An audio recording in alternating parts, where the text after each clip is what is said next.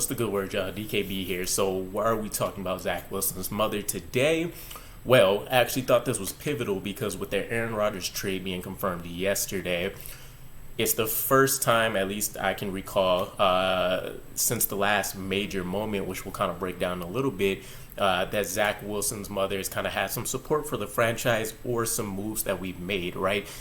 Going back to the last major moment, again, I don't keep up with a lot of the social media stuff, but it was the fact that she was calling the New York Jets fans poisonous in response to a lot of the negative viewpoints and commentary that was being made not only about Zach Wilson but directly to Zach Wilson's mom and regarding the family. And yeah, no excuses absolutely there for the fan base, that part of the fan base that was doing that. It was definitely disgusting with some of the stuff that I've seen put out there, so I don't condone any of that. But to see that this Aaron Rodgers trade gets confirmed and you get her reaction on social media, which I believe was a couple of hand clapping emojis and maybe a plane or a heart or something like that. Either way, the big news is that it sounds like she's in support of this move. And I would assume right alongside her is definitely going to be Zach Wilson, right? So thinking about where she came from to where we're at now, it's very easy to consider this going differently, especially since I still believe Aaron Rodgers is Woody Johnson's choice, whereas Derek Carr was Robert Saleh and Joe Douglas's. And if we would have went down that road, Zach Wilson, this whole discussion doesn't even happen. I think we're realistically looking at where can we get him traded to, or we are legitimately keeping him on the bench until we can get some kind of perceived value for him in a trade. So this is awesome for him in and of itself. I know, maybe a month or two ago, there were the reports coming out that Zach Wilson and Aaron Rodgers have kind of touched base and had a few comings and goings in regards to reaching out to one another. Maybe sometime around the middle. Again, keep in mind this whole Aaron Rodgers thing has been, months in the making, but sometime in the middle of that. And so I would say officially now we'll probably be able to expect that those conversation pieces to ramp up. We'll probably even see them hopefully get some early workout sessions in between the voluntary portions, and Aaron Rodgers throwing with some of his guys like Allen Lazard, and I believe even Garrett Wilson was called out as being in the area and potentially having practice with them. I never actually got that piece confirmed, but for Zach Wilson specifically, this next 1 to 2 year period, which is what we're realistically expecting at the most, is going to be very, very pivotal. We've kind of beaten this conversation to death, so I'm not going to go super, crazy on this.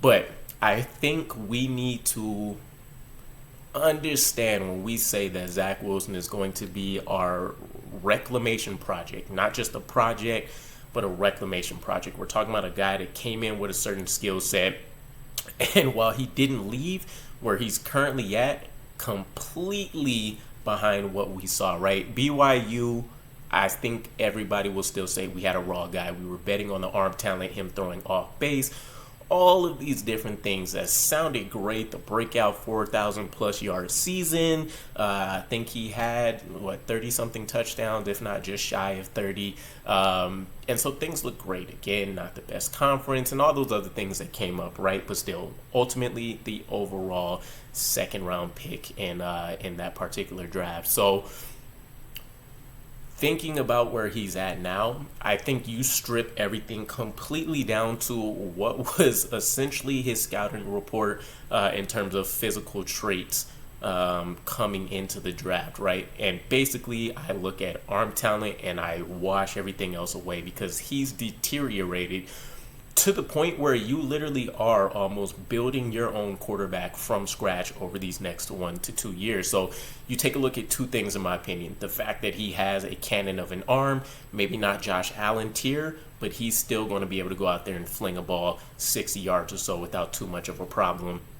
And we've seen this off base, we've seen this scrambling, different things of that nature. So you work with that. You work with the fact that we've seen him be able to, with some level of consistency, or at least when the big plays were there to a certain degree, be able to operate that off-schedule, cycle of things. And, much to the, I want to say the word is chagrin that I'm looking for, of Mike LaFleur, who apparently went so far down the rabbit hole that he didn't think Zach Wilson was a good scheme fit anymore, even though he must have signed off on him being the quarterback of the future for the team.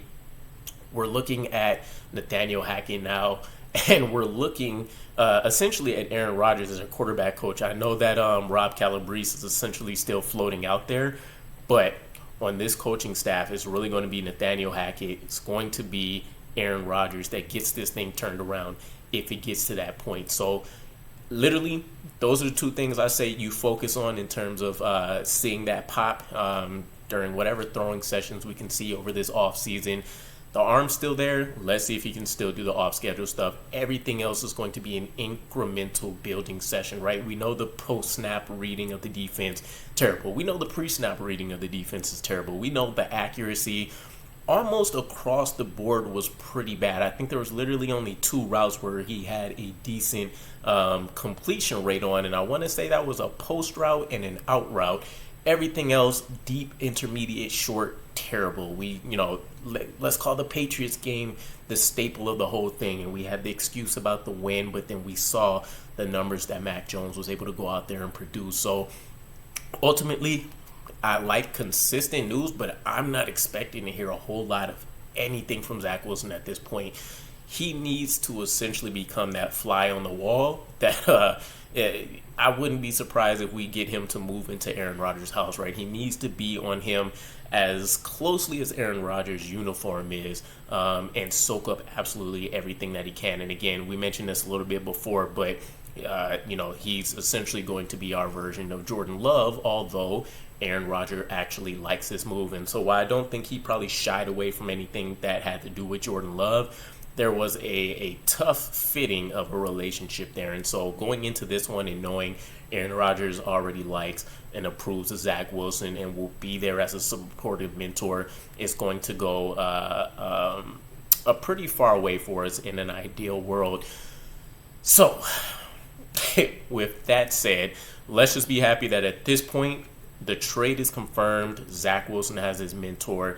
He has somewhat of a bright future ahead of him considering how we've stacked this roster up. What we'll still do, we're probably looking to build up the offensive line, continuing to try to keep an elite defense around. And, a year or 2 from now, when Zach Wilson potentially gets his shot once again, maybe we'll be pleasantly surprised. So either way, let me know what your guys' thoughts are for one, how you officially felt about the Aaron Rodgers trade. I didn't want to get into the package deal and all that here.